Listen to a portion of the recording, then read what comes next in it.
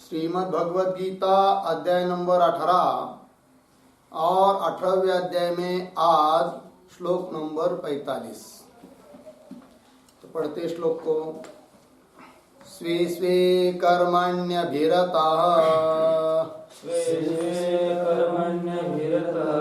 संसिद्धिं लभते नरः स्वकर्मनिरतः सिद्धिं यथा विन्दति तच्छृणु। स्वे स्वे कर्मण्यभिरतः संसिद्धिं लभते नरः स्वकर्मनिरतः सिद्धिं यथा विन्दति तच्छृणु। स्वे स्वे कर्मणि अभिरतः संसिद्धिं लभते नरः स्वकर्मनिरतः सिद्धिं यथा विन्दति तच्छृणु। अन्वय लिखिए। स्वे स्वे कर्मणि अभिरतः नरः संसिद्धिं लभते स्वकर्मनिरतः यथा सिद्धिं विन्दति तच्छृणु।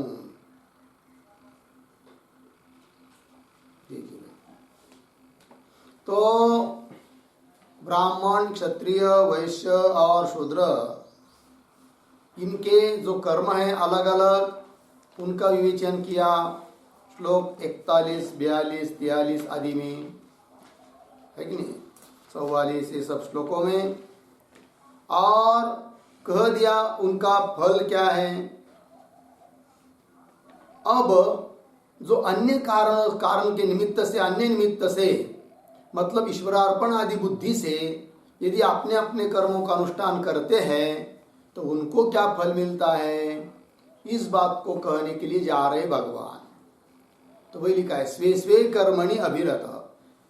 कोई भी व्यक्ति अपने अपने कर्म में जो रममान है या अनुष्ठान करता है अपने अपने कर्मों का, कर्मणि अभिरत नरः पुरुषः संसिद्धिं लभते, तो संसिद्धि को प्राप्त हो जाता है।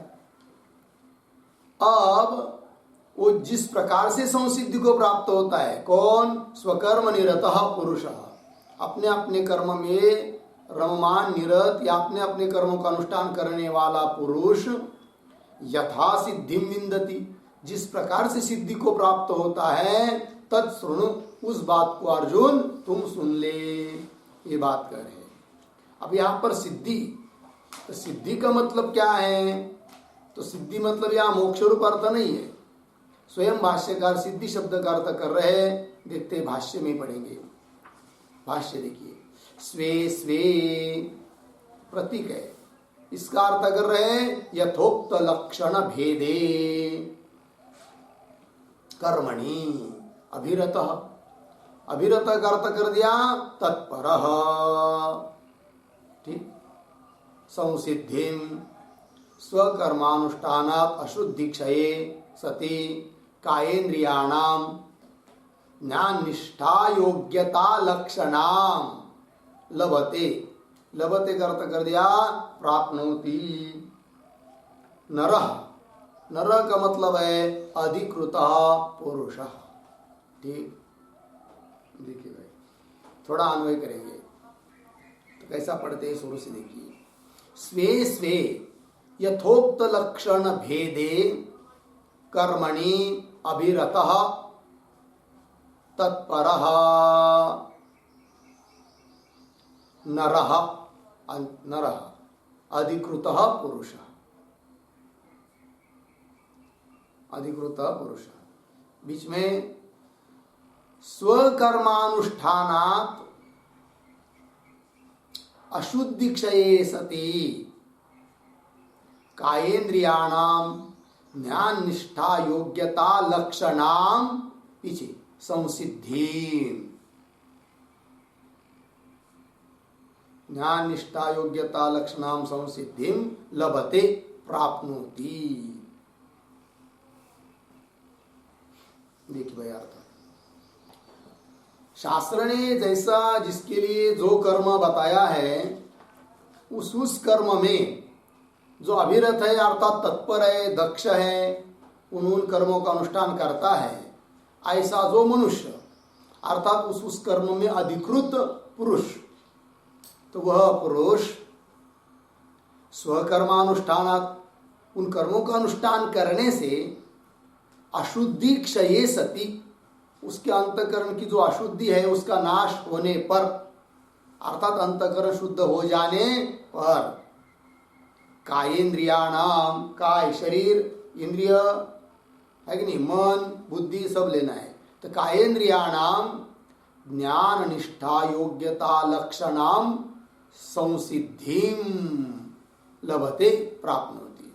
तो ज्ञान निष्ठा योग्यता, ज्ञान निष्ठा प्राप्त होने की जो योग्यता है उस योग्यता रूप सिद्धि को लभते प्राप्त होता है। कौन? नरः अधिकृत पुरुष। कीदृश स अधिकृत पुरुष संसिद्धिं लभते? हाँ, स्वे स्वे कर्मणि अभिरतः पुरुषः। ठीक है ना जी, ऐसा जो पुरुष है वह संसिद्धि को प्राप्त होता है। कब? उन स्वकर्म के अनुष्ठान से जब उसके अंतःकरण की अशुद्धि नष्ट हो जाती है अर्थात अंतःकरण शुद्ध हो जाता है, तब वो संसिद्धि को प्राप्त होता है। जिस संसिद्धि को प्राप्त होता है वो संसिद्धि कैसी, उसका क्या स्वरूप है? तो बताया ज्ञान निष्ठा योग्यता लक्षणाम संसिद्धि। ज्ञान निष्ठा प्राप्त होने की योग्यता ही यही क्या है जी? संसिद्धि है। इस प्रकार के संसिद्धि को वो प्राप्त होता है, ये बात कह दी। ठीक, यहाँ पर अधिकृत पुरुष आया है ना, इस पर एक वाक्य लिखेंगे।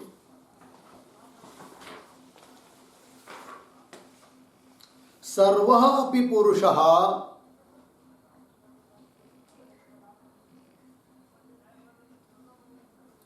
सर्वः अपि पुरुषः समाधि अनुष्ठानात्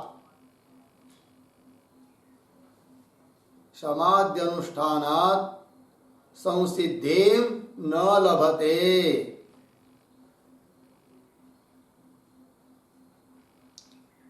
संसिद्धिं न लभते किंतु यह यत्र यत्र अधिकृतः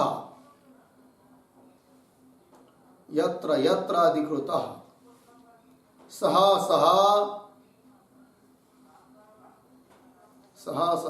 तत्कर्म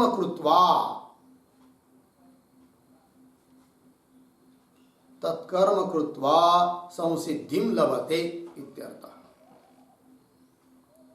संसिद्धिं लभते इत्यर्थः। पूर्णविराम। सन्यासिनां हि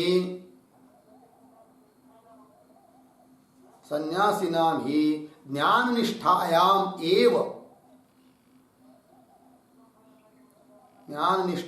एव अधिकारात् न तेषां कर्म प्रसंगः इति भावः। न तेषां कर्म प्रसंगः इति भावः।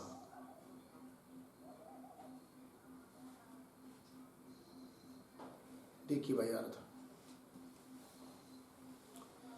सर्वोपि पुरुष, सभी पुरुष समाधि के अनुष्ठान करने से संसिद्धि को प्राप्त हो जाते हैं, ऐसी बात नहीं है। इसलिए तो भाष्यकार ने केवल नर नहीं रखा, उसका अर्थ कर दिया अधिकृत पुरुष। वही लिख रहे हैं संसिद्धि न लभते, किंतु फिर कौन संसिद्धि को प्राप्त होता है? तो बताया यह यत्र यत्र अधिकृत, जो पुरुष जिसमें अधिकृत है, सह वह व्यक्ति तत्कर्म कृत्वा, कि कोई भी व्यक्ति ने कोई भी कर्म कर लिया इससे उससे उसको संसिद्धि प्राप्त होगी, ये बात नहीं है। अपितु जो व्यक्ति जिस कर्म में अधिकृत है उस कर्म को यदि वो करेगा तभी वो संसिद्धि को प्राप्त होगा। इसलिए अधिकृत पुरुष ऐसा अर्थ कर दिया है। किंतु यह यत्र यत्र अधिकृत स तत्कर्म कृत्वा संसिद्धिम लभते। ठीक। अब अधिकृत पुरुष ऐसा नहीं करते, केवल नर ही रखते तो और एक दिक्कत आती क्या कि जो सब कुछ संन्यास कर चुका है तो उसको भी फिर लिया जाता, क्योंकि लिखा है कि मनुष्य अपना अपना कर्म करने से संसिद्धि को प्राप्त होता है, तो फिर सन्यासी को भी करना चाहिए, ऐसा अर्थ निकल आता। तो इसीलिए वैसा अर्थ न निकले, इसलिए नर शब्द का अर्थ कर दिया क्या, अधिकृत पुरुष। तो वही लिखा सन्यासी नाम ही ज्ञान निष्ठायाम एवं अधिकारात्, सन्यासी का अधिकार ज्ञान निष्ठा में ही है, न तेषाम कर्म प्रसंग, इसलिए उनको कर्म करने का कोई प्रसंग नहीं है, अर्थात कर्म में उसका अधिकार है नहीं, इसलिए अधिकृत पुरुष ये लिख दिया है। ठीक। और एक बात हो गई अधिकृत पुरुष। दूसरी बात, वो संसिद्धि को प्राप्त होता है। जिस संसिद्धि को प्राप्त होता है उस संसिद्धि का स्वरूप क्या है, तो भाष्य में एक पद दिया है ज्ञान निष्ठा योग्यता लक्षणाम, तो उस पर एक वाक्य लिखेंगे।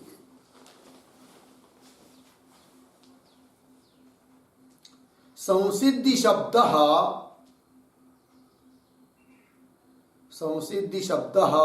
न मोक्ष परः, न मोक्ष परः, पूर्ण विराम, उदाहरण चिन्ह में नास्त्य कृतः कृतेन, नास्ति अकृतः कृतेन, नास्ति अकृतः कृतेन, उदाहरण चिन्ह पर इत्यादि श्रुतिभिः कर्मण साक्षात्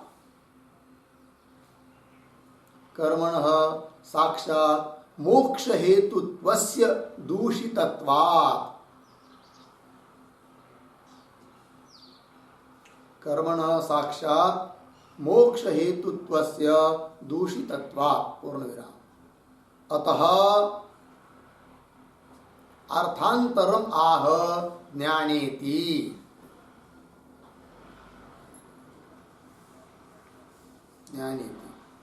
ज्ञान निष्ठा योग्यत्वम एव संसिद्धि इत्यर्थः।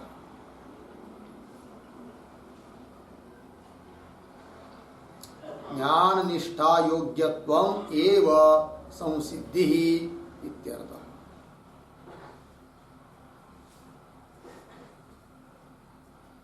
देखिए भाई अर्थ, तो संसिद्धि शब्द का अर्थ कोई मोक्ष न कर लेवे, इसलिए स्पष्ट कर दिया कि संसिद्धि शब्द न मोक्ष पर, अर्थात उसका अर्थ मोक्ष नहीं है। क्यों नहीं है, मोक्ष अर्थ क्यों नहीं किया? यदि इस श्लोक में आया हुआ संसिद्धि शब्द उसका अर्थ यदि मोक्ष करेंगे तो श्लोक का अर्थ निकलेगा कि अपने अपने कर्म में जो रममान पुरुष है, कर्म का अनुष्ठान करने वाला पुरुष है, उसको उस कर्म से मोक्ष मिलता है, यह अर्थ निकलेगा, जबकि मोक्ष कर्म से मिलता नहीं है। इसीलिए संसिद्धि शब्द का अर्थ मोक्ष यहाँ पर नहीं है, क्योंकि श्रुति भी बता रही है नास्ति अकृत कृतेन, अकृत अकृत अर्थात मोक्ष, कृतेन नास्ति, कृतेन अर्थात कर्म से मिलता नहीं है। मोक्ष कैसा है? अकृत, किया नहीं जाता है, वो नित्य है। वह मोक्ष कृतेन अर्थात कर्म के द्वारा प्राप्त होता नहीं है। इत्यादि श्रुति भी कर्मण साक्षात मोक्ष हेतुत्वस्य दूषितत्वात्, इस श्रुति ने कर्म साक्षात मोक्ष के लिए कारण इस बात को दोष दूषित कर दिया है, मतलब ये बात ठीक नहीं है। अर्थात कर्म से साक्षात मोक्ष मिलता है कि वह मोक्ष के लिए कर्म साक्षात कारण है, ऐसा कहा नहीं है, इस बात का खंडन किया है। इत्यादि श्रुति भी कर्मण साक्षात मोक्ष हेतुत्वस्य दूषितत्वात्, अतः अर्थांतरमा, इसलिए संसिद्धि शब्द का अन्य दूसरा अर्थ कर दिया, मोक्ष नहीं किया, क्या किया फिर? ज्ञान निष्ठा योग्यत्वम एव संसिद्धि इत्यर्थ। ज्ञान निष्ठा प्राप्त, ज्ञान निष्ठा मतलब ज्ञान प्राप्त होने की जो अंतकरण आदिकों की योग्यता है, वो योग्यता प्राप्त होती है किससे?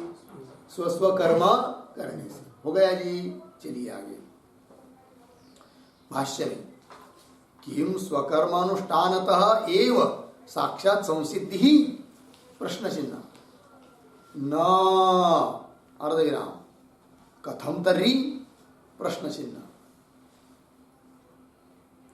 स्वकर्म निरतः सिद्धिम यथा येन प्रकारेण विन्दति तत्शृणु। ठीक, देखिए भाई अर्थ। प्रश्न हुआ पहला, किम स्वकर्मानुष्ठानत एव साक्षात संसिद्धि, स्वकर्मानुष्ठानत एव साक्षात संसिद्धि किम, प्रश्न हुआ।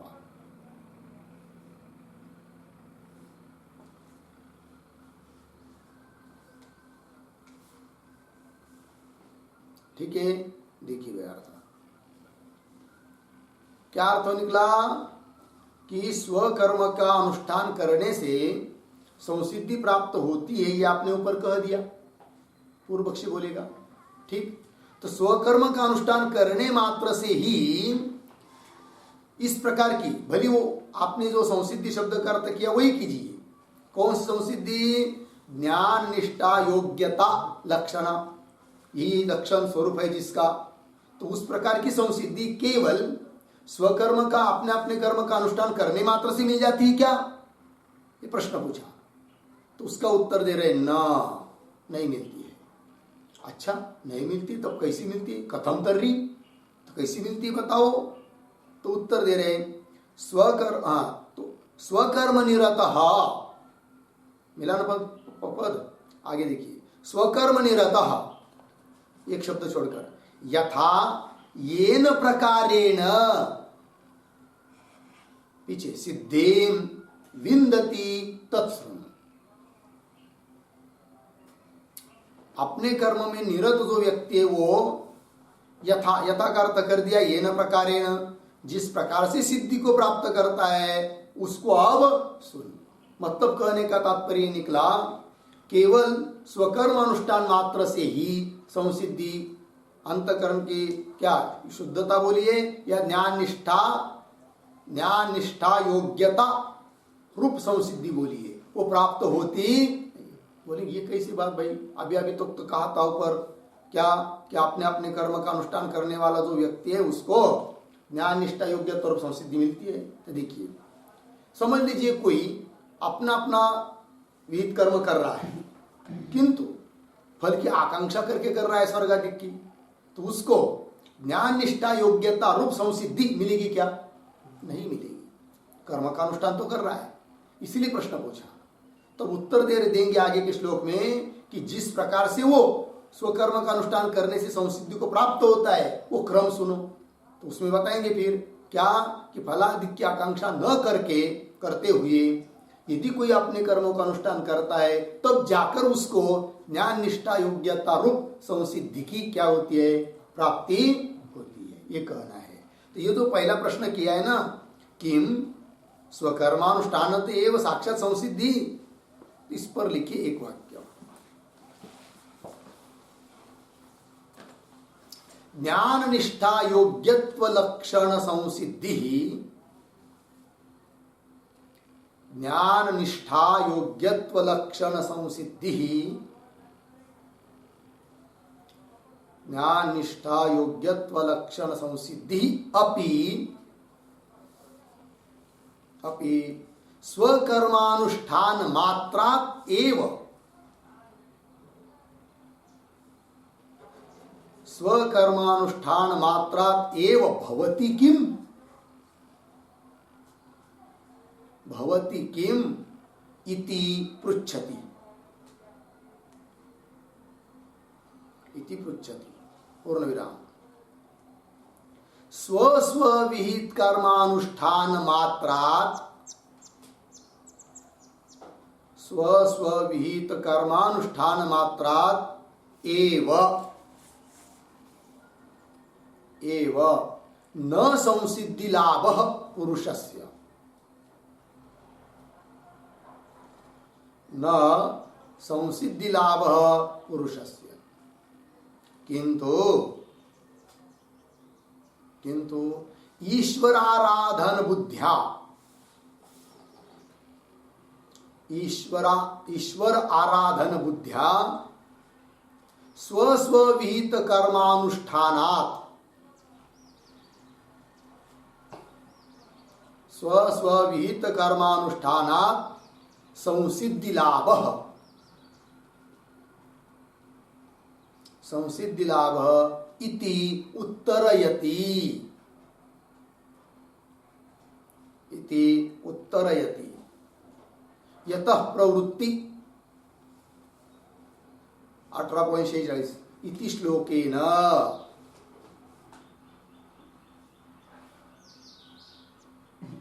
लिखिए भाई अर्थ। तो प्रश्न करने वाले का अभिप्राय क्या है वो पहले बता दिया कि ज्ञान निष्ठा योग्यत्व लक्षण रूप जो संसिद्धि है वो भी स्वकर्मानुष्ठान मात्रा ते होती, अपने अपने कर्म का अनुष्ठान करने मात्र से ही मिलती है क्या, ये पूछा प्रश्नकर्ता ने। आगे लिख रहे फिर स्वस्वविद कर्मानुष्ठान मात्रा एव न संसिद्धि लाभ पुरुषस्य, पुरुष को केवल अपने अपने कर्मों का अनुष्ठान करने मात्र से संसिद्धि का लाभ होता नहीं है। फिर कब होता है, किंतु ईश्वर आराधन बुद्धिया, अपने अपने कर्मों का अनुष्ठान तो करना है किंतु किस बुद्धि से, किस भाव से, ईश्वर आराधन, ईश्वर की पूजा है, ईश्वर की सेवा है। मैं तो कुछ करने वाला नहीं हूं, न मुझे इसका कुछ फल चाहिए क्योंकि मैं करता ही नहीं तो फल कहां से, भोक्ता कहां से बनूंगा। ये तो हो रहा है केवल ईश्वर की आज्ञा है, ईश्वर की पूजा है, ईश्वर का कार्य है, इसलिए मैं कर रहा हूं या मेरे से भगवान करा रहा है। ऐसा समझकर यदि अपने अपने कर्मों का अनुष्ठान कोई करता है तो उसको उस कर्म करने से निश्चित लाभ होता है। किसका, संसिद्धि का, अंतकरण की शुद्धता का अथवा ज्ञान निष्ठा योग्यता रूप संसिद्धि का उसको लाभ होता है, वही लिखा। किंतु ईश्वर आराधन बुद्धिया, ईश्वर की उपासना बुद्धि से स्वस्वविहित कर्मानुष्ठान, अपने अपने लिए विहित जो कर्म है उसके अनुष्ठान से संसिद्धि लाभ इति उत्तर, ऐसा उत्तर दिया जाएगा आगे यत प्रवृत्ति, आगे वाले श्लोक से। ठीक, चलिए भाष्य में किम स्वकर्मानुष्ठानत एव साक्षात संसिद्धि न, न मतलब क्या, न लभते इत्यर्थ, नहीं मिलती है। फिर कथम तर्री, भाष्य में आया ना कथम तर्री, कथम तर्री का मतलब तर्री कथम लभते इति पृच्छति, तब तो कैसी हो, किस तरह से संसिद्धि प्राप्त होगी ये पूछा, कथम तर्री। तो उत्तर दिया स्वकर्म निरत यथा येन प्रकारेण विन्दति तत्शृणु, वो क्रम सुन लो। तो बता रहे आगे श्लोक नंबर आगे 46 में पढ़ते हैं उसको। यतः प्रवृत्ति भूतानां, यतः प्रवृत्ति भूतानां, यतः प्रवृत्तिर्भूतानां, यतः प्रवृत्तिर्भूतानां, येन सर्वमिदं ततः, येन सर्वमिदं ततः, स्वकर्मणा तमभ्यर्च्य, स्वकर्मणा तमभ्यर्च्य, सिद्धिं विन्दति मानवः, सिद्धिं विन्दति मानवः। यतः प्रवृत्तिर्भूतानां येन सर्वमिदं ततं, स्वकर्मणा तमभ्यर्च्य, सिद्धिं विन्दति मानवः। यतः प्रवृत्तिः भूतानां येन सर्वं इदं ततं, स्वकर्मणा तम अभ्यर्च्य, सिद्धिं विन्दति मानवः। ठीक, अन्वय। यतः भूतानां प्रवृत्तिः,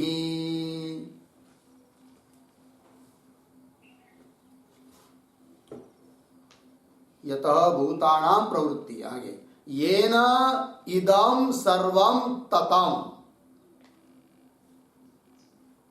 येन इदं सर्वं ततं, नीचे तम स्वकर्मणा अभ्यर्च्य, तम स्वकर्मणा अभ्यर्च्य मानवः सिद्धिं विन्दति, मानवः सिद्धिं विन्दति। ठीक है जी, देखिए भाई, यतः भूतानां प्रवृत्ति, जिससे भूतों की प्रवृत्ति होती है, जिस तत्व से इस परमात्मा से भूतों की प्रवृत्ति होती है। प्रवृत्ति होती है मतलब भूतों की उत्पत्ति होती है या भूतों की चेष्टा होती है जिसके निमित्त से।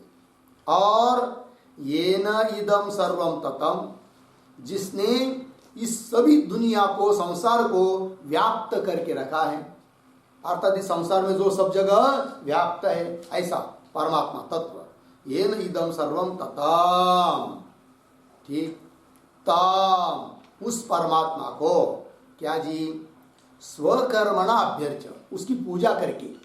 लेकिन उसकी पूजा किससे करना है?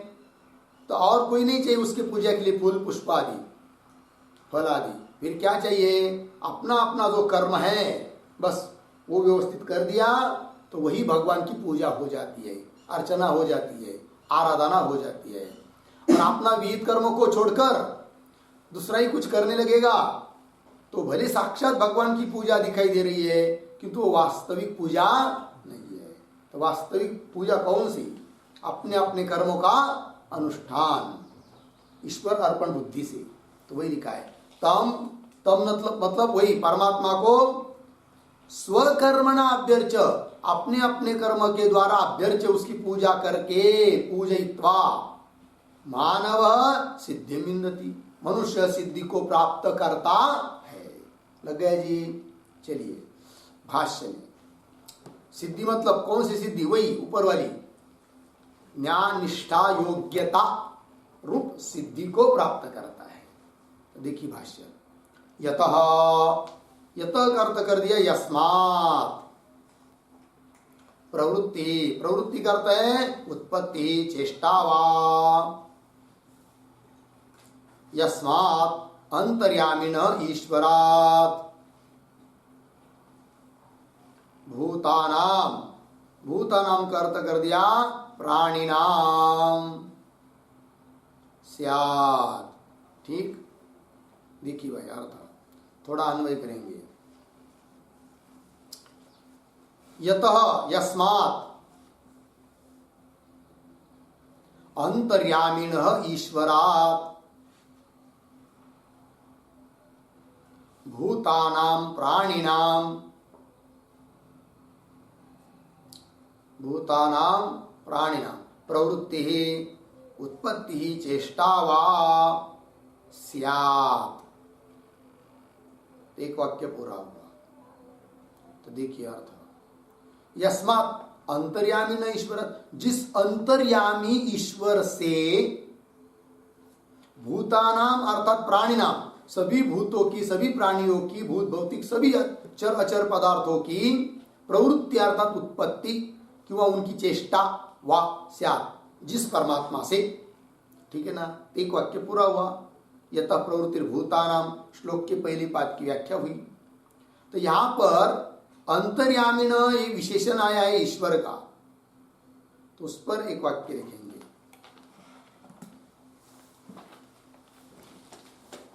अंतः बराबर भूतानाम हृदि स्थित्वा, भूतानाम हृदि स्थित्वा प्रत्यग रूपेण यमयति, प्रत्यग रूपेण यमयति इति अंतर्यामी, इति अंतर्यामी पूर्ण विराम उद्धरण चिन्ह में सर्वस्य चाहं हृदि सन्निविष्टो इति उक्तत्वात्,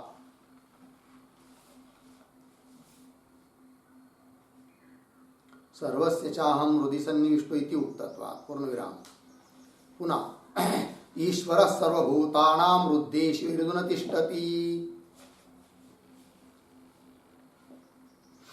ईश्वरः सर्वभूतानां हृद्देशेर्जुन तिष्ठति इति वक्ष्यमाणत्वाच्च,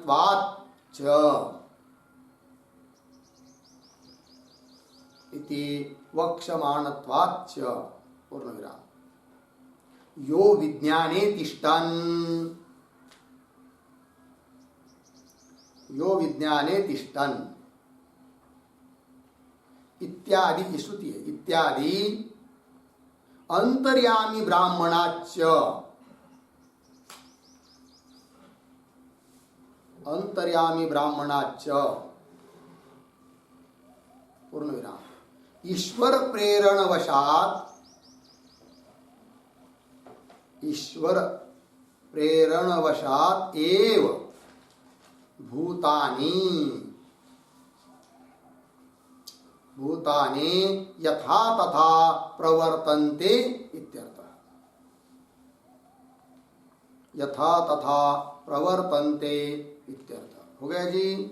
चलिए भाई अर्थ, अंतः, अंतर्यामी नाम है भगवान का, क्यों अर्थ लिख दिया अंत, अंत मतलब भूतानाम हृदि, भूतों के प्राणी मात्रों के हृदय में स्थित्वा रहकर, प्रत्येक रूपेण यमयति, प्रत्येक रूप से भगवान सबके हृदय में रहकर उस प्रत्येक रूप परमात्मा के द्वारा सबका क्या हो रहा है, नियमन, यमयति इति अंतर्यामी, इसलिए उस परमात्मा को बोलते क्या, अंतर्यामी, अंदर रहकर सबका नियमन करता है, इसलिए उसका नाम हो गया अंतर्यामी। स्तुति भी उसके प्रमाण भी है उसके लिए, सर्वस्य जाम इसी गीता का प्रमाण है। और आगे भी आएगा ईश्वर सर्वभूतानां हृद्देशे, सबके हृदय में रहता है, ये भी आएगा हृद्देशे अर्जुन तिष्ठति। और श्रुति भी बताती है यो विज्ञाने तिष्ठन्, जो विज्ञान में रहता हुआ, यह अंतर्यामी ब्राह्मण का वाक्य है उपनिषद में। तो ईश्वर प्रेरणा वशात, ईश्वर की प्रेरणा से ही भूतानि यथा तथा प्रवर्तन्ते, भूत प्राणी मात्र वो सब क्या प्रवृत्त हो रहे, क्यों, भगवान के निमित्त से ही, भगवान की प्रेरणा से ही, वही लिखा। चलिए आगे भाष्य में, अंतर्यामिना यस्मात् अंतर्यामिनः ईश्वरात् भूतानां प्राणिनां प्रवृत्ति, प्रवृत्ति का अर्थ कर दिया है उत्पत्ति, चेष्टा वा, ठीक है ना। अब देखिए यहां पर प्रवृत्ति शब्द के दो अर्थ किए हैं, एक उत्पत्ति अर्थ किया है और एक चेष्टा अर्थ किया है, बराबर है कि नहीं। तो इस पर भी एक वाक्य लिखेंगे, प्रवृत्ति शब्दस्य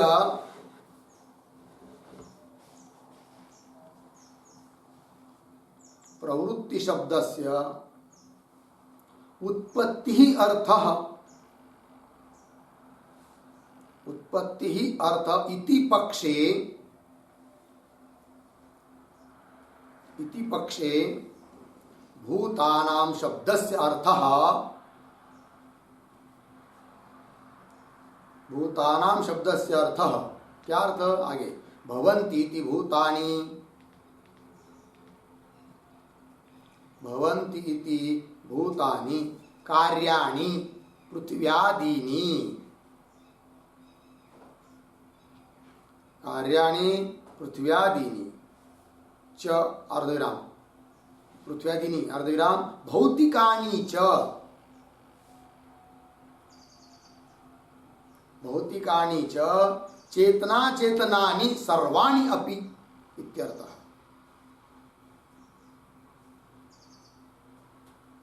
चेतना चेतनानि सर्वाणि अपि इत्यर्थः पूर्ण विराम। चेष्टा पक्षे, चेष्टा पक्षे भूत शब्द, चेष्टा पक्षे भूत शब्द ब्रह्मादि स्तंभ पर्यंत प्राणी परः इत्यर्थः। चेष्टा पक्षे भूत शब्द ब्रह्मादि स्तंभ पर्यंत प्राणी परः इत्यर्थः। देखिए भाई अर्थ, प्रवृत्ति शब्द के दो अर्थ किया है, उत्पत्ति और चेष्टा। जब प्रवृत्ति शब्द का उत्पत्ति अर्थ करेंगे तब क्या होगा, तो भूतानाम ये जो पद आया है उसका अर्थ करेंगे क्या, भवन्ति इति भूतानि, ऐसी उत्पत्ति करके यावत कार्यजात, कार्यानि पृथ्वी जड़ चेतन चर अचर चेतन अचेतन सभी अर्थ हो जाएगा किसका, भूतानि इस पद का, भूतानाम इस पद का। ठीक है जी, कब, जब उत्पत्ति अर्थ करेंगे तो, क्योंकि उस परमात्मा से ही सभी की क्या हुई है, उत्पत्ति हुई है, तो यह अर्थ हुआ। और प्रवृत्ति शब्द का अर्थ यदि चेष्टा करते हैं तब तो परमात्मा से ही चेष्टा हो रही है, किंतु भूतानाम शब्द का अर्थ करेंगे फिर क्या, केवल ब्रह्मदेव से लेकर अगदी छोटे छोटे प्राणी तक, प्राणी वर्ग इतना ही अर्थ करना पड़ेगा, क्योंकि चेष्टा जड़ में तो होती नहीं है, प्राणियों में होती है कि नहीं। तो भगवान से प्रवृत्ति हो रही मतलब चेष्टा हो रही है प्राणियों की, तो भूतानाम, तो वहां पर भूतानाम का अर्थ करना पड़ेगा क्या, प्राणी नाम। सभी प्राणियों की चेष्टा भगवान से ही हो रही है जब प्रवृत्ति शब्द का अर्थ चेष्टा करेंगे तो, ठीक है। तो प्रवृत्ति शब्द का जो अर्थ करेंगे उसके ऊपर अवलंबन है भूतानाम शब्द का अर्थ क्या करना है, ये बात हो गई। चलिए आगे, यस्मात् अंतर्यामिन ईश्वरात् भूतानाम प्राणिनाम प्रवृत्ति उत्पत्ति चेष्टा वा स्यात्, हो गया ना, ये एक वाक्य पूरा हुआ। आगे, ये न ईश्वरेण, ये न ये प्रतीक है, इसका अर्थ कर दिया ईश्वरेण सर्वम इदम जगत, कैसा पढ़ेंगे, इदम सर्वम जगत, ये न ईश्वरेण इदम सर्वम जगत तताम, ततम का अर्थ कर दिया व्याप्तम, ठीक है। ये दूसरे पद की, दूसरे पाद की व्याख्या हुई भाई, ठीक। तो जिस ईश्वर के द्वारा ये समस्त जगत क्या है जी, ततम, ततम मतलब व्याप्तम, व्याप्त है, ठीक है। तो ततम का अर्थ कर दिया व्याप्तम, इसके ऊपर लिखते एक वाक्य, अंतः पुरुष रूपेण,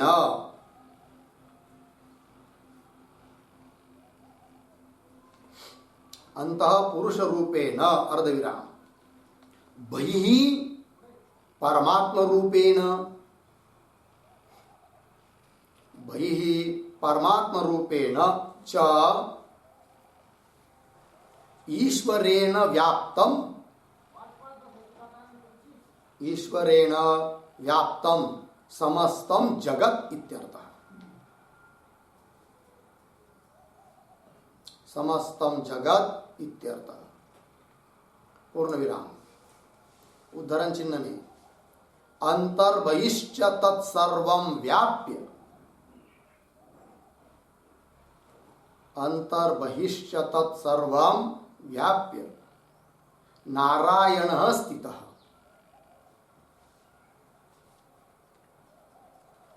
उद्धरण चिन्हवान इति श्रुतेः, पूर्ण विराम। यद्वा चैतन्य रूपेण, चैतन्य रूपेण येन व्याप्तम इत्यर्थः, येन व्याप्तम इत्यर्थः, पूर्ण विराम। सर्वव्यापित्वात् चैतन्यस्य सद्रूपस्य, सर्वव्यापित्वात् चैतन्यस्य सद्रूपस्य, पूर्ण विराम। एतद् व्याप्ति शब्दात् एव, एतद् व्याप्ति शब्दात् एव हि सर्वस्य अस्ति भाति व्यवहारः,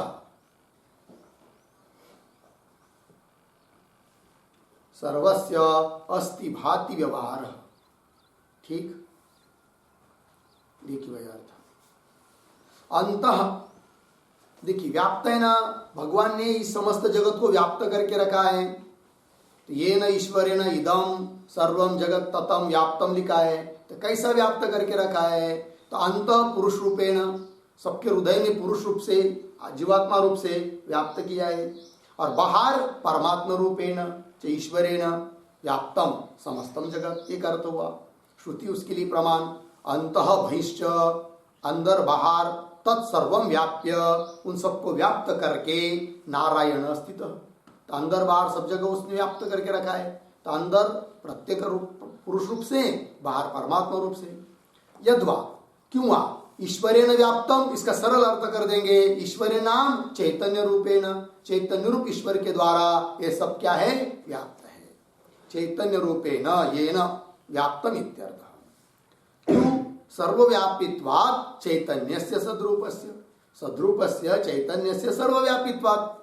सद्रूप जो चैतन्य परमात्मा है वो कैसा है? सब जगह व्याप्त है, और सब जगह व्याप्त है इसलिए तो एतद व्याप्ति शब्दात एव ही सर्वस्य अस्ति भाति व्यवहार। यदि परमात्मा सभी जगत के सभी पदार्थों में व्याप्त नहीं रहता तो पदार्थों में अस्ति भाति प्रिय ये व्यवहार नहीं हो पाता, क्योंकि जगत के किसी पदार्थ में स्वयं का अस्ति भाति प्रियत्व है नहीं। क्योंकि संसार का स्वरूप क्या है जी? 5 अंश बताए, अस्ति भाति प्रिय नाम और रूप। तो संसार का क्या स्वरूप है? नाम और रूप। उतना ही प्रतीत होता, अस्ति भाति प्रिय प्रतीत नहीं होता, क्योंकि वो परमात्मा का है। किंतु परमात्मा सब जगह व्याप्त होने के कारण सभी पदार्थों में अस्ति भाति प्रिय की क्या हो रही है? प्रतीति हो रही है। इसका मतलब परमात्मा ने सबको व्याप्त करके रखा है, वही लिखा। ये दूसरे पाद की व्याख्या हुई। आगे चलते हैं भाष्य में। अब तीसरा पाद जो श्लोक में है, स्वकर्मणा तम अभ्यर्च, इसको भी बता रहे हैं। स्वकर्मणा पूर्वोक्तेन प्रतिवर्णम तम ईश्वरम अभ्यर्च पूजयित्वा, आराध्य। पूजयित्वा का भी अर्थ, अभ्यर्च का अर्थ कर दिया पूजयित्वा, उसका भी अर्थ कर दिया आराध्य। केवलम ज्ञान निष्ठा योग्यता लक्षणाम सिद्धि विंदति मानवः मनुष्य। ठीक है, थोड़ा अन्वय करेंगे। कैसा? देखिए, व्याप्तम तो हो चुका है। आगे तम ईश्वरम प्रतिवर्णम, प्रतिवर्ण पूर्वोक्तेन स्वकर्मणा, पूर्वोक्तेन स्वकर्मणा, फिर आगे अभ्यर्च पूजयित्वा आराध्य, अंतिम का शब्द मानवः मनुष्य, केवलम ज्ञान निष्ठा योग्यता लक्षणाम सिद्धिम विंदति। देखिए भैया अर्थ तो श्लोक के पूर्वार्ध में उस परमात्मा के बारे में बताया, वो परमात्मा का स्वरूप कैसा है करके। तो जिससे सभी भूतों की प्रवृत्ति होती है और जो सब जगह व्याप्त है, ये हुआ कौन? परमात्मा। फिर आगे उत्तरार्ध को लगा रहे तम ईश्वरम, जिसका वर्णन पूर्वार्ध में किया है, उस ईश्वर को, है कि नहीं? ईश्वर को पूजा करके अर्पण करके, तो कैसा? तम ईश्वरम प्रतिवर्णम पूर्वोक्तेन स्वकर्मणा अभ्यर्च।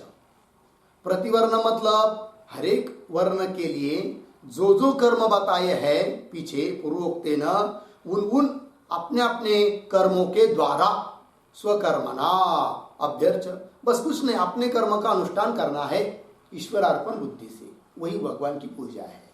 ठीक है, तो प्रतिवर्णम पूर्वोक्तेन स्वकर्मणा अभ्यर्च पूजयित्वा आराध्य, उसकी पूजा करके फिर क्या होता है आगे? तो मानव मनुष्य केवलम ज्ञान निष्ठा योग्यता लक्षणाम सिद्धि विंदति, मानव सिद्धि विंदति, मानव सिद्धि को प्राप्त होता है। किस प्रकार की सिद्धि को प्राप्त होता है? तो केवलम ज्ञान निष्ठा योग्यता लक्षण, इस प्रकार की सिद्धि को मनुष्य प्राप्त होता है, ये बात बता दिया। ठीक, देखिए पुनः तम ईश्वरम प्रतिवर्णम, प्रतिवर्णम शब्द आया है ना, लिखते उसके ऊपर एक वाक्य, वर्णो वर्णः, वर्णो वर्णः ब्राह्मणादि चातुर्वर्ण्यम इत्यर्थः।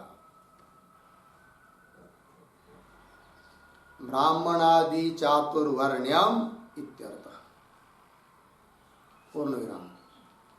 प्रतिवर्णम, प्रतिवर्णम पूर्वोक्तेन, पूर्वोक्तेन स्वस्वर्ण विहितेन, स्व स्व वर्ण विहितेन शमदमादि लक्षणेन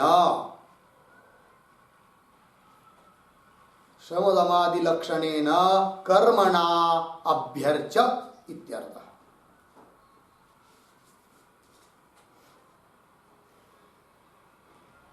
अभ्यर्च इत्यर्थ। ठीक, देखिए भाई अर्थ वर्णो वर्णः, ठीक ना, मतलब हरेक वर्ण के लिए, ब्राह्मणादि चातुर्वर्ण्यम इत्यर्थ, चार वर्णों के लिए, प्रतिवर्ण प्रत्येक वर्ण के लिए, पूर्वोक्तेन स्वस्व वर्ण विहितेन, पूर्वोक्तेन मतलब स्वस्व वर्ण विहितेन, अपने अपने वर्ण के लिए विहित जो शमदमादि स्वरूप कर्म है, उन कर्मणा उस कर्म के द्वारा अभ्यर्च, उस भगवान की पूजा करके।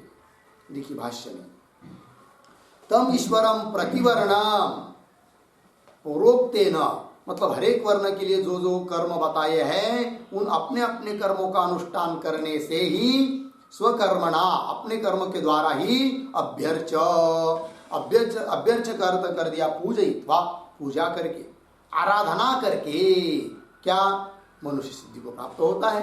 ये आगे का वाक्य है, किंतु यहाँ पर अभ्यर्च शब्द आया है, उस पर भी थोड़ा लिखेंगे। ब्राह्मणादिभिः इमानि इमानि कर्माणि, ब्राह्मणादिभिः इमानि इमानि कर्माणि कर्तव्यानि इति एवं रूपाम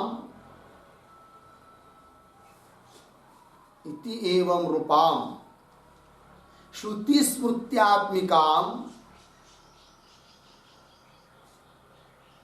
स्मृत्यात्मिकाम ईश्वराज्ञाम अनतिक्रम्य,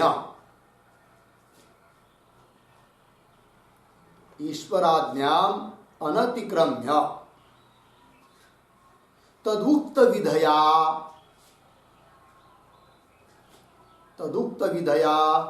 फलाभिसंधिं विहाय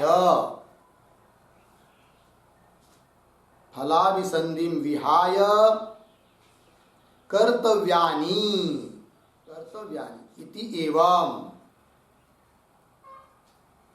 इति एवं केवलं मत्वा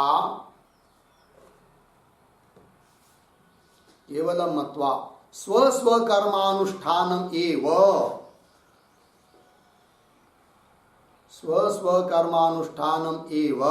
ईश्वरार्चनम इति बोध्यम। ईश्वरार्चनम इति बोध्यम पूर्णविराम। लोके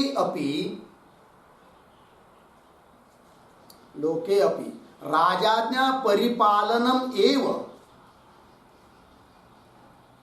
राजाज्ञा परिपालनम एव राजार्चनम इति दृष्टत्वात्, राजार्चनम इति दृष्टत्वात् पूर्णविराम। दृष्टत्वात् पूर्णविराम। अथवा स्वानुष्ठित कर्म फलस्य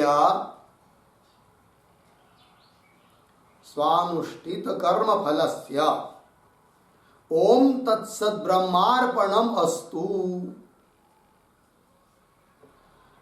ओम तत्सत् ब्रह्मार्पणम अस्तु इति परमेश्वराय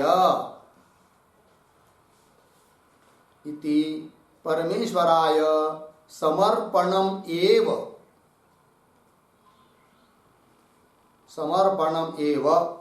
स्वकर्मणा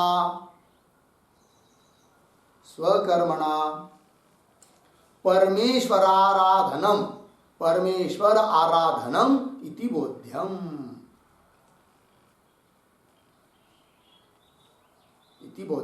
हो गया।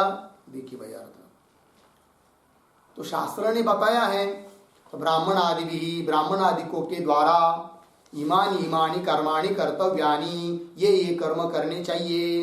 इति एवं रूपाम श्रुति स्मृत्यात्मिकाम ईश्वराज्ञाम, इस प्रकार की जो श्रुति और स्मृति स्वरूप जो ईश्वर की आज्ञा है, क्योंकि श्रुति स्मृति क्या ईश्वर की आज्ञा ही है। उसको अनतिक्रम्य, उसका उल्लंघन न करके, तदुक्त विधया, शास्त्र ने जो बताया है उसके अनुसार ही, फलाभिसंधि विहाय, और उसमें भी फल की अभिसंधि न करके, फल की इच्छा न रख कर, फलाभिसंधि विहाय कर्तव्यानि, वो कर्म करने ईश्वर की आज्ञा समझकर, कर्तृत्व का अहंकार छोड़कर और फल की आसक्ति छोड़कर, कर्तव्यानि इति एवं केवलम मत्वा, बस ऐसा ही केवल मानकर, स्व कर्मानुष्ठानम एव, अपने अपने कर्म का अनुष्ठान करना, यही है ईश्वर अर्चना, यही ईश्वर की पूजा है। लोक में भी ऐसा देखा जाता है। क्या? तो लोके भी राजाज्ञा परिपालनम एव राजार्चनम इति दृष्टत्व, राजा की पूजा करना मतलब क्या? राजा के आज्ञा का पालन करना, यही राजा की पूजा है। उसके अतिरिक्त तो कोई और पूजा विशेष महत्व नहीं रखती है। और ईश्वर राजा की आज्ञा का पालन नहीं करेंगे, केवल उसको तिलक करेंगे, अक्षता चढ़ाएंगे, माला चढ़ाएंगे, पूजा कर दिया, वो सच पूजा नहीं है। ठीक है जी। तो वैसे यहाँ पर भी है। तो ईश्वर की पूजा मतलब केवल हल्दी तिलक गंध करने से, या स्नान करा दिया, ईश्वर को भोजन खिला दिया, नैवेद्य दे दिया, हो गया ईश्वर का पूजन, और इधर सब उलट सुलट गलत व्यवहार चल रहे हैं, तो ईश्वर की पूजा नहीं है। अपने अपने कर्मों का अनुष्ठान करना, वो भी कैसा? ईश्वर की आज्ञा समझकर, कर्तृत्व का अहंकार छोड़कर और फल की आसक्ति छोड़कर करना, वही ईश्वर की क्या है? पूजा है। उससे ईश्वर प्रसन्न होते हैं। लोके भी राजाज्ञा परिपालनम एव राजार्चनम इति दृष्टत्व, एक अर्थ हुआ। अथवा स्वानुष्ठित कर्म फलस्य, जो भी कर्म आपने अनुष्ठान कर दिया तो उसका फल भगवान को अर्पण करना, ये भी ईश्वर का आराधना हो गई। लेकिन कैसा अर्पण करना? तो बता दिया, ओम तत्सत ब्रह्मार्पणमस्तु, ऐसा बोलकर जो किया वो सब भगवान को अर्पण कर दिया, तो वो भी ईश्वर की पूजा हुई। इति परमेश्वराय समर्पणमेव, इस प्रकार से परमेश्वर को अर्पण करना ही अपने कर्मों के द्वारा परमेश्वर का आराधन हुआ, ये समझना चाहिए। हो गया जी। चलिए भाष्य में। तो तम हुआ ना, तम ईश्वरम प्रतिवर्णम पूर्वोक्तेन स्वकर्मणा अभ्यर्च्य पूजयित्वा आराध्य केवलम ज्ञान निष्ठा योग्यता लक्षणाम सिद्धिम विंदति, सिद्धि को प्राप्त होता है। उस सिद्धि का स्वरूप बताया, ज्ञान निष्ठा योग्यता लक्षण, ये सिद्धि को प्राप्त होता है। उसका एक विशेषण दिया, और केवलम का अर्थ है न मोक्ष,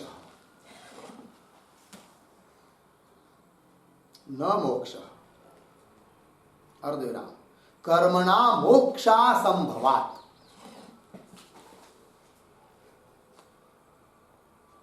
कर्मणा मोक्षा संभवात। तो केवल मतलब इतनी सिद्धि प्राप्त होती है, कितनी? ज्ञान निष्ठा योग्यता रूप इतनी सिद्धि प्राप्त होती है, मोक्ष प्राप्त नहीं होता है। इसलिए यहाँ पर जो सिद्धि शब्द है उसका अर्थ कोई मोक्ष न करे, लेकिन क्यों? कर्मणा मोक्षा संभवात, कर्म से मोक्ष मिलता ही नहीं है। इसलिए भगवान भाष्यकार ने एक विशेषण जोड़ दिया, केवलम, उस सिद्धि का। तो केवलम ज्ञान निष्ठा योग्यता लक्षणाम सिद्धि विंदति मानव, मानव पुरुष विंदति प्राप्नोति, प्राप्त कर लेता है। हो गया जी।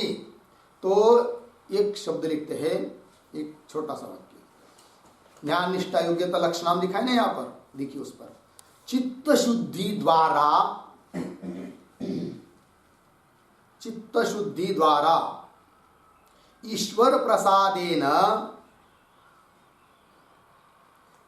प्रसादेन विवेक वैराग्यादि साधन संपत्ति प्राप्ति ही भवति,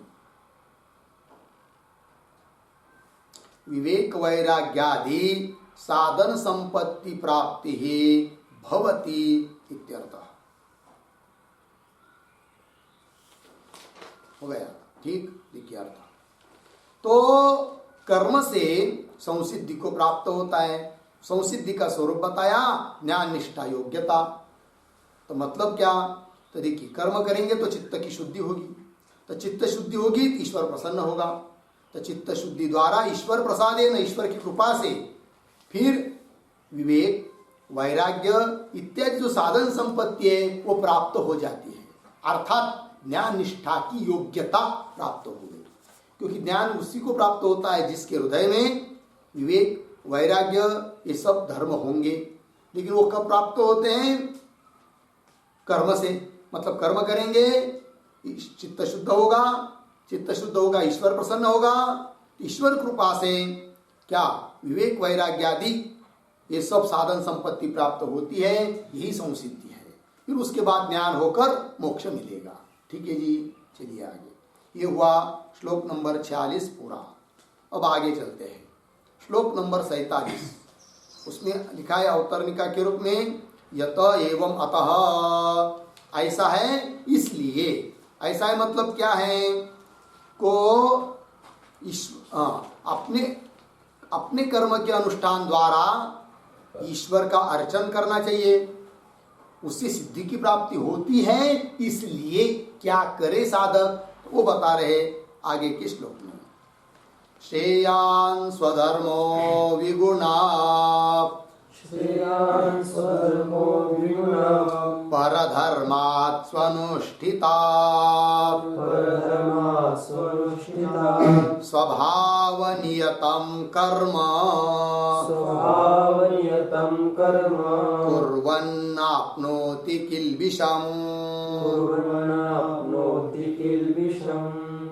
श्रेयान् स्वधर्मो विगुणा, परधर्मात् स्वनुष्ठितात्, स्वभावनियतं कर्म, कुर्वन्नाप्नोति किल्बिषम्। श्रेयान् स्वधर्मः विगुणः परधर्मात् स्वनुष्ठितात्, स्वभावनियतं कर्म कुर्वन् न आप्नोति किल्बिषम्। अन्वय देखिए, स्वनुष्ठितात् परधर्मात् विगुणः स्वधर्मः श्रेयान्, विगुणः स्वधर्मः श्रेयान्। नीचे के लेंगे, स्वभावनियतं कर्म कुर्वन्, स्वभावनियतं कर्म कुर्वन् किल्बिषम् न आप्नोति, किल्बिषम् न आप्नोति। ठीक है, देखिए भाई, स्वनुष्ठितात् परधर्मात्, सुअनुष्ठितात् अच्छी तरह से अनुष्ठान किया, किसका? लेकिन परधर्म का, अपने धर्म का नहीं, तो परधर्मात्। तो बोल रहे भगवान इस प्रकार से दूसरे के धर्म का कितना भी अच्छी तरह से अनुष्ठान करेंगे तो भी वो ठीक नहीं है, कल्याणकारक नहीं है। फिर क्या करे? तो उसके अपेक्षा विगुण स्वधर्म श्रेयान, विगुण अपि समझ लेना है, मतलब अपना धर्म यदि कदाचित गुण रहित होगा या कुछ उसमें कुछ दोष भी होंगे तो भी उसका अनुष्ठान करना ही क्या है? कल्याणकारक है। दूसरे के धर्म की अपेक्षा अपना धर्म का अनुष्ठान करना ही क्या है? कल्याणकारक है। विगुणः स्वधर्मः श्रेयान्। ठीक। और स्वभावनियतम कर्म कुर्वन्, दूसरी एक बात कि स्वभावनियत मतलब अपने अपने स्वभाव के लिए, कि वो अपने अपने लिए जो नियत कर्म है जिसको स्वभाव नियत बोलेंगे, है कि नहीं, तो जो कर्म है वो कुर्वन् करता हुआ मनुष्य किल्बिषम न आपनोति, किल्बिष मतलब पाप, दुरित, पाप को प्राप्त नहीं होता है, दोष नहीं लगता है। अपने कर्म का अनुष्ठान करेंगे तो दोष नहीं लगता है और वो कल्याणकारक भी है, और दूसरे कर्म का अनुष्ठान करेंगे, दूसरे के कर्म का अनुष्ठान करेंगे तो वो कल्याणकारक नहीं और दोष भी लगेगा। तो उसकी अपेक्षा फिर अपने कर्म का अनुष्ठान करना ही क्या है? उचित है। ये बात कहती। आगे चलेंगे भाष्य में। श्रेयान् प्रशस्यतरः स्वः धर्मः स्वधर्मः विगुणः अपि इति अपि शब्दः द्रष्टव्यः। ठीक, पूर्ण विराम। परधर्मात् स्वनुष्ठितात्, स्वभाव नियतम, इसका अर्थ कर रहे स्वभावेन नियतम, पूर्ण विराम। ठीक, देखिए भाई, तो इतने का पहले देख लेते हैं अर्थ, थोड़ा अन्वय करेंगे। कैसा देखिए, शब्द आया है स्वनुष्ठितात, मिला? उसके पीछे स्वनुष्ठितात परधर्मात्, पीछे विगुणः अपि, विगुणः अपि इति अपि शब्दः द्रष्टव्यः। उसके बाद उसके पीछे और स्वः धर्मः स्वधर्मः श्रेयान् प्रशस्यतरः।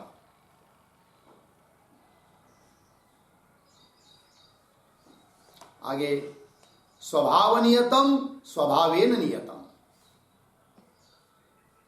ठीक देखिए, इतने का पहले स्वनुष्ठितात परधर्मात्, अच्छी तरह से अनुष्ठान किया हुआ जो परधर्म है उसकी अपेक्षा विगुणः अपि, तो मूल श्लोक में विगुण के बाद अपि पद नहीं है, किंतु सब अध्ययन कर लेना है, उसका समझ लेना है। तो वही भाष्यकार लिख रहे हैं, विगुण अपि इति अपि शब्द द्रष्टव्य, अपि शब्द का अध्ययन कर लेना चाहिए।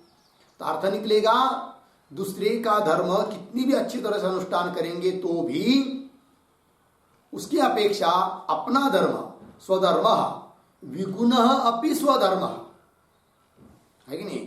विगुणः अपि स्वः धर्म स्वधर्म, स्वः धर्म मतलब अपना अपना जो धर्म है वह स्वधर्म, श्रेयान, श्रेयान मतलब प्रशस्यतरः, वही कल्याणकारक है, ये बात बता दी।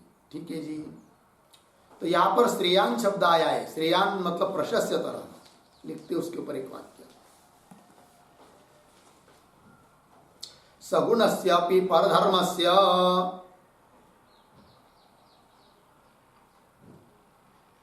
सगुणस्य अपि परधर्मस्य अनुष्ठानापेक्षया, अनुष्ठानापेक्षया विगुणस्य अपि स्वधर्मस्य, विगुणस्य अपि स्वधर्मस्य अनुष्ठानं श्रेयः,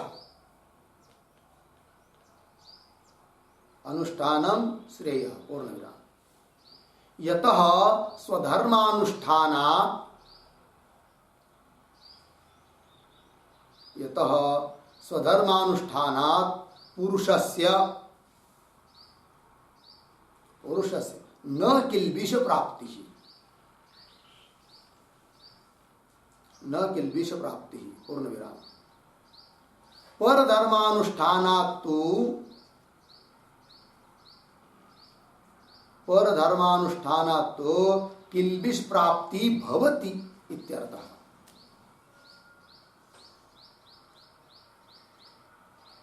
किल्बिष प्राप्ति भवति इत्यर्थः पूर्णविराम।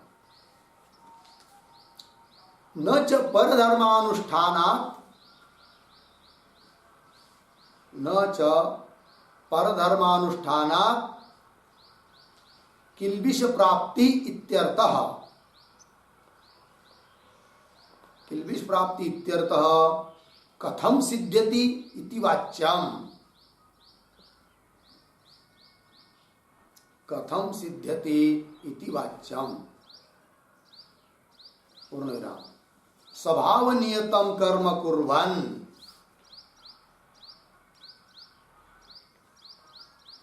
स्वभावनियतं कर्म कुर्वन् किल्बिषं न आप्नोति, किल्बिषं न आप्नोति इति अनेन तत्सिद्धेः, इति अनेन तत्सिद्धेः पूर्णविराम। परधर्मो भयावह इति पूर्वम उक्तत्वाच्च, परधर्मो भयावह इति पूर्वम उक्तत्वाच्च। अर्थ देखिए भाई, सगुणस्य अपि परधर्मस्य अनुष्ठानापेक्षया, समझ लीजिए दूसरे का धर्म सगुण है, गुण वाला है, बहुत ज्यादा फायदा कराने वाला है, तो भी सगुणस्य अपि परधर्मस्य अनुष्ठानापेक्षया, उसका अनुष्ठान करने की अपेक्षा विगुणस्य अपि स्वधर्मस्य अनुष्ठानम श्रेय, गुण रहित होगा तो भी अपने धर्म का ही अनुष्ठान करना श्रेय है, कल्याणकारक है। यतः स्वधर्मानुष्ठानात्, क्यों? स्वधर्मानुष्ठानात् पुरुषस्य न किल्बिष प्राप्ति, अपने धर्म का अनुष्ठान करेंगे तो कल्याण भी होगा। दूसरी बात, किल्बिष मतलब पाप या दोष की प्राप्ति भी नहीं होगी, इसलिए अपने धर्म का अनुष्ठान करना ही श्रेष्ठकर है। यतः स्वधर्मानुष्ठानात् पुरुषस्य न किल्बिष प्राप्ति, ठीक, इसका अर्थ निकलता है कि पर धर्म का अनुष्ठान करेंगे तो किल्बिष की प्राप्ति होगी, वही लिख रहे हैं। पर धर्मानुष्ठानात् तु किल्बिष प्राप्ति भवति इत्यर्थ, यह अर्थ निकल रहा है। फिर उससे प्रश्न, न च, न का अन्वय वाच्यम के साथ, पर धर्मानुष्ठानात् किल्बिष प्राप्ति इत्यर्थ कथम सिद्ध्यति इति वाच्यम न च वाच्यम। कोई प्रश्न करेगा कि पर धर्म के अनुष्ठान से किल्बिष की प्राप्ति होती है, ये कैसा सिद्ध करोगे आप? तो दे दिया इति वाच्यम न च वाच्यम, क्यों? स्वभाव नियतम कर्म कुर्वान किल्बिषम न आपनोति इति अनेन तत्सिद्धे। क्या लिखा है भगवान ने? स्वभाव नियतम कर्म करता हुआ मनुष्य किल्बिष को प्राप्त नहीं होता है।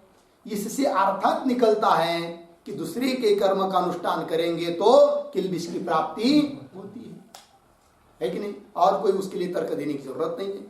दूसरी बात, पुरावा भी दिया, प्रमाण भी दे रहे हैं, पीछे एक बार आया है, पर धर्मो भयावह, इसलिए दूसरे के धर्म का अनुष्ठान करना दोष कारक है, अपने धर्म का अनुष्ठान करना हमेशा कल्याणकारक है।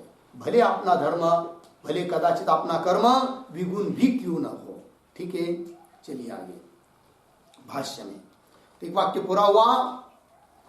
स्वधर्म स्वधर्म श्रेयान प्रशस्य तरह, आगे भाष्य में स्वभाव नियतम, स्वभाव नियतम ये प्रतीक है, उसका अर्थ कर दिया भाष्यकार ने स्वभावेन नियतम।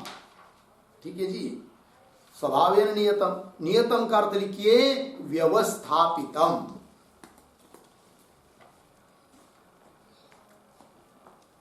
व्यवस्थापितम,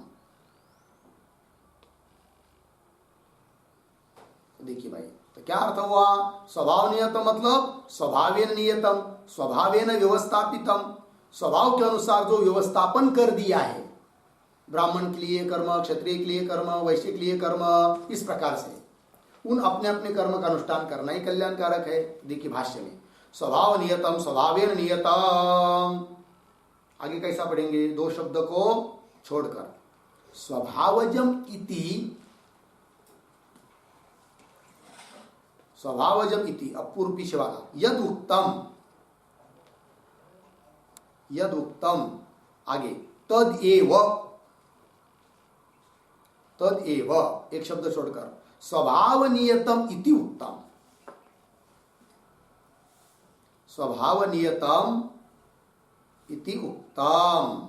ठीक, देखिए भाई, तो क्या करें कि स्वभावजम इति यद उत्तम, पीछे स्वभावजम शब्द आया है कि नहीं? कौन से श्लोक में गया ना पीछे? स्वभावजम, स्वभावजम, उसकी दो तीन प्रकार से व्याख्या की थी। तो भाष्यकार कह रहे हैं कि स्वभावजम इति यद उत्तम, इस पद से जो किया है व्याख्यान, तदेव, उसी को यहां पर स्वभाव नियतम शब्द से समझना है कि नहीं? तो स्वभावजम का अर्थ जो है वही स्वभाव नियतम शब्द का अर्थ है। ठीक है, चलिए, इति यद उत्तम तदेव स्वभाव नियतम इति उत्तम, ये कहा दिया। आगे भाष्य में यथा, मिला शब्द, यथा विष जातस्य इव कृमेः विषम न दोषकरम तथा स्वभाव नियतम कर्म कुर्वन् न आपनोति किल विषम पापम। देखिए पुनः पढ़ता हूं अन्वय, यथा विष जातस्य इव कृमेः विषम न दोषकरम अर्धविराम तथा स्वभाव नियतम कर्म कुर्वन्, दो शब्द छोड़कर किल विषम पापम न आपनोति। अर्थ देखिए भाई, यथा विष जातस्य इव, विष जातस्य, कृमेः का विशेषण है वो, विष जातस्य के शब्द का अर्थ लिखिए विषात उद्भूतस्य। विषात उद्भूतस्य दृष्टांत देकर समझा रहे हैं कि अपना कर्म कैसा दोष कर नहीं होता है। ये बात समझा रहे भाष्यकार कि यथा विष जातस्य इव कृमे, ऐसा भी पढ़ सकते यथा विष जातस्य कृमे इव। कोई बात नहीं समझ में आता है तो देखिए, समझ लीजिए विष है और विष में कीड़े लग गए, बहुत दिन हुआ रख दिया तो उसमें भी क्या हो गए, कीड़े हो गए, तो विष से उत्पन्न हुए कि नहीं। अब आश्चर्य करने लग गए आदमी, अरे बाप रे कमाल है भाई, वो विष इतना जहाल है, थोड़ा भी किसी के साथ संपर्क आता है तो मर जाता है आदमी, और ये विष से कीड़े उत्पन्न हुए, वो मर नहीं रहे हैं। तो देखिए, तो वो उसका ही दृष्टांत कर लिया। तो जैसे विष से उत्पन्न हुए कीड़े, उनके लिए वो विष नहीं है, अपितु उनके लिए वो क्या है, आहार है कि नहीं, इतर के लिए विष होने पर भी। उस प्रकार अपने कर्म का अनुष्ठान वो अपने लिए हितकारक ही होता है, वो दोषकर नहीं होता है। जैसे वो कीड़े को लिए वो विष मारने वाला नहीं है, उसीलिए आप उस प्रकार अपने कर्म का अनुष्ठान दोषकर नहीं है, वही लिखा है। यथा विष जातस्य इव कृमे विषम न दोषकरम, वो विष उसके लिए दोषकर नहीं है।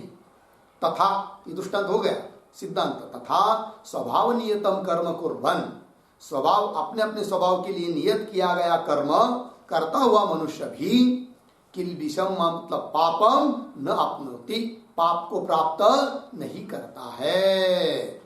लग गया जी। कदाचित कोई शंका कर सकता था कि भाई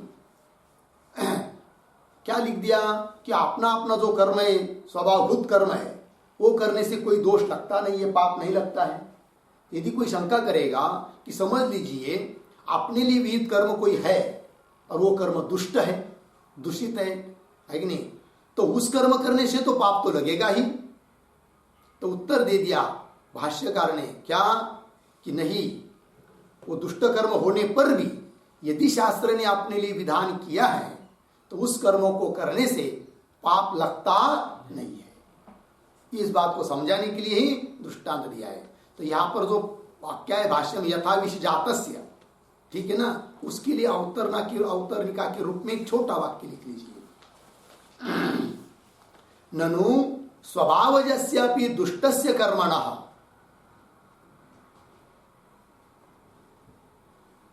ननु स्वभावजस्यापि दुष्टस्य कर्मणः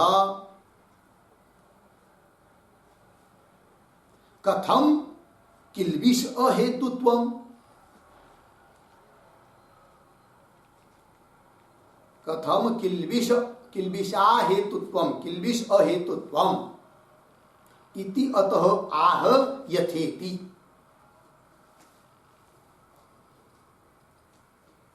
ठीक, देखिए भाई अर्थ। ननु कोई कहेगा कि स्वभावजस्यापि दुष्टस्य कर्म, स्वभाव से प्राप्त कर्म है किंतु दुष्ट कर्म है, तो वो दुष्ट होने के कारण कथम किल्बिष हेतुत्व, कैसा वो किल्बिष के लिए पाप के लिए अहेतु होगा, अर्थात उससे कैसा पाप उत्पन्न नहीं होगा। तो उसको समझाने के लिए ये दृष्टांत देकर समझाया है। ठीक, इसी भाष्य में दोष कर्म ये पद आया है, दोष कर्म, उस पर लिखते एक वाक्य, दोषः बराबर मृति मूर्छा तापादि, मृति मूर्छा तापादि पूर्ण विराम। यथा मनुष्यादेहे, यथा मनुष्यादेहे विषम दोषकरम, विषम दोषकरम तथा विषजात कृमेः, विषजात कृमेः न दोषकरम इत्यर्थः, न दोषकरम इत्यर्थः। ठीक, देखिए अर्थ, दोष, दोष शब्द से अर्थ कर दिया मृत्यु, मृत्यु किंवा मूर्छा किंवा तापादि। तो विष से उत्पन्न हुए कीड़ों के लिए वो विष न मरने के लिए कारण है, न मूर्छा के लिए कारण है, न ताप के लिए कारण है। जबकि मनुष्य के लिए वो भी दोषकर है, कीड़ों के लिए नहीं। दोष मूर्ति मूर्छा ताप आदि, तो वही यथा मनुष्यादेह विषम दोषकरम तथा विषजात कृमे है न दोषकरम। हो गया जी। उस प्रकार शास्त्र ने विहित जो अपने लिए कर्मों का अनुष्ठान है वो करते हुए मनुष्य के लिए कोई दोष लगता नहीं है, उलट उसको करने से ही श्रेय है, कल्याण है। इस बात को और स्पष्ट करेंगे आगे, इस है कि नहीं, लेकिन उसका विचार हम लोग कल करते हैं। ये श्लोक पूरा हुआ। ठीक। ओम पूर्णमदः पूर्णमिदं पूर्णात् पूर्णमुदच्यते पूर्णस्य पूर्णमादाय पूर्णमेवावशिष्यते। ओम शांति शांति शांति।